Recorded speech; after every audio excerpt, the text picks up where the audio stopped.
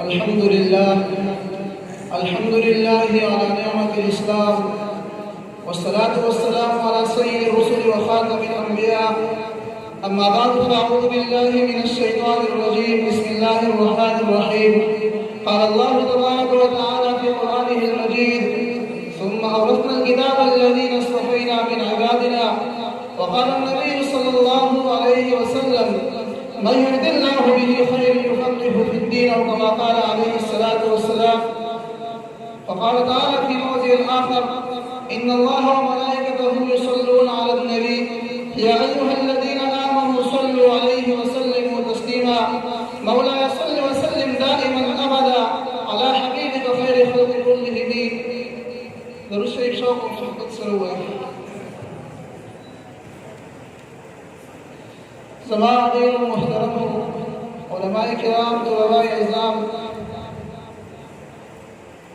انسان باندې الله جل جلاله د پیدایش نه وخته مختلف قسم احسانات کوي. یا خاص کر په مسلمان باندې بهترین احسان دا دی چې د ایمان د عظیم دولت نصیب کړی دی. الله جل جلاله دغه دولت مولا ته نصیب کړی دی. نو موږ تاسو ته پکار دي چې په دغه عظیم دولت باندې الله جل جلاله شکریا ډېر ادا کړو. بیا دویم عظیم احسان یې زما استاد سره دا کړی دی چې دا دور دا د فتنو دور دی. په دې دور کې قسمه قسمه فتنې چې کوم دي خورې دي، الله جل جلاله مولا ته دغه فتنو راویستلی وو. د خپل دین د زدهکړې د زدهکړې لپاره مدرسې ته راوستلی وو. په دې باندې الله جل جلاله ډېر زیات شکریا ادا کول پکار دي. زما محترم تاسو د ګناهونو نه ډک شئ، هر اندام د ګناه نه ډک دی. که دغه ګناه باوجود الله جل جلاله مولا ته دین اسلام د زدهکړې لپاره قبول کړی وو. زموږ محترم صاحب ورته کوله وایي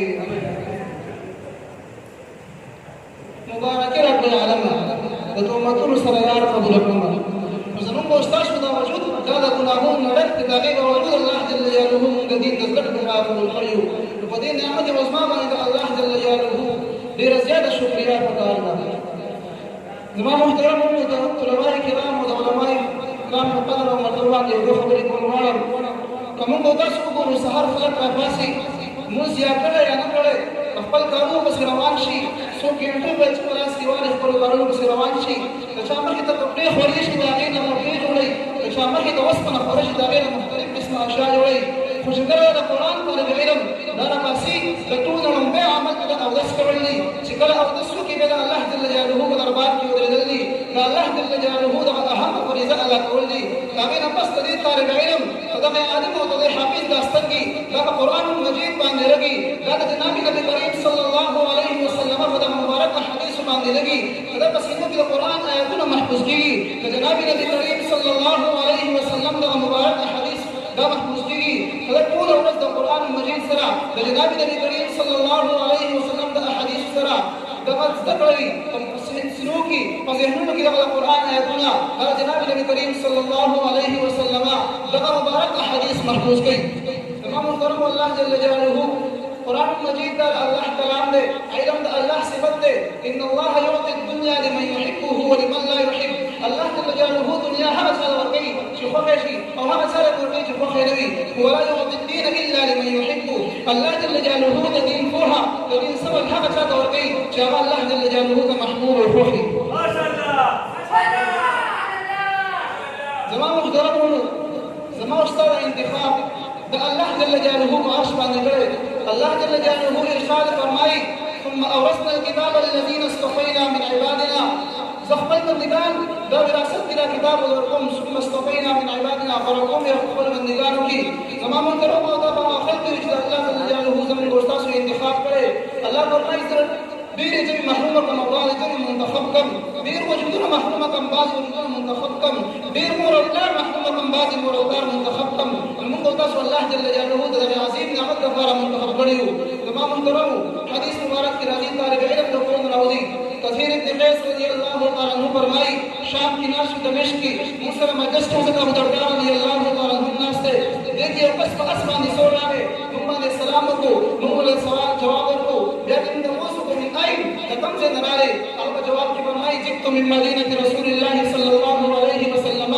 د جناب جناب نبی کریم صلی الله علیه وسلم له خار نرالم د څه مقصد لپاره راغلي موږ ورته وایو چې پوس کا چې وخت د پوس کا هغه چې نه زه د یو مقصد لپاره راغلی موږ ته پوس وکړو د کوم مقصد لپاره راغلی وایي ما ته دا خبر رارسېدلې ده حضرت ابودرداء رضي الله تعالی عنه ته فرمایي چې تا د پیغمبر علیه الصلاة والسلام نه یو حدیث اورېدلی زه صرف او صرف د هغې په طلب کې راغلی حضرت ابودرداء رضي الله تعالی عنه ته فرمایي هغه ما د جناب نبي کریم صلی الله علیه وسلم نه اورېدل سمعت رسول الله صلى الله عليه وسلم قال من سلك طريقا يلتمس فيه علما سهل الله له به طريقا الى الجنه طالب علم تكون راوته بسبب راسك وسردا لفظ حافظ نه لګېدلې لفظ فارس نه لګېدلې لفظ مفسر لفظ شيخ الحديث نه لګېدلې او چې تكون د پراوتر سره الله جل جلاله دغه طالب علم ته د جنت لارې اساني بیا مخکې فرمایي موږ تاسو ته نن دنیا ته سوچو دنیا په دې تعریف پسې لګېدلې ده دا تعریف تر نظر دی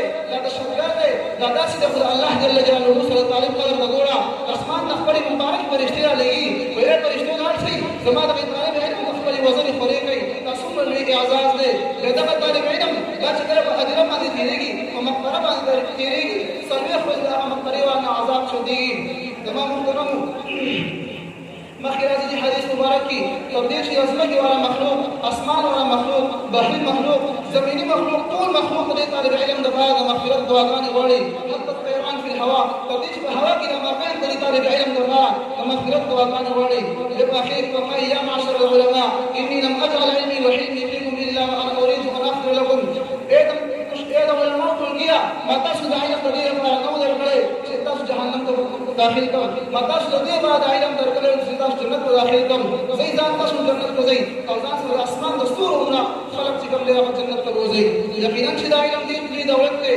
دا تاریخ دې دولت دی په دې دولت باندې موږ تاسو د الله جل جلاله ډېر شکریا پکار ده الله جل جلاله دې اور ما د نعمت شکریا ادا کولو توفیق راکړي تاسو د ادا کولو توفیق ورکړي واخر دعوانا الحمد لله رب العالمین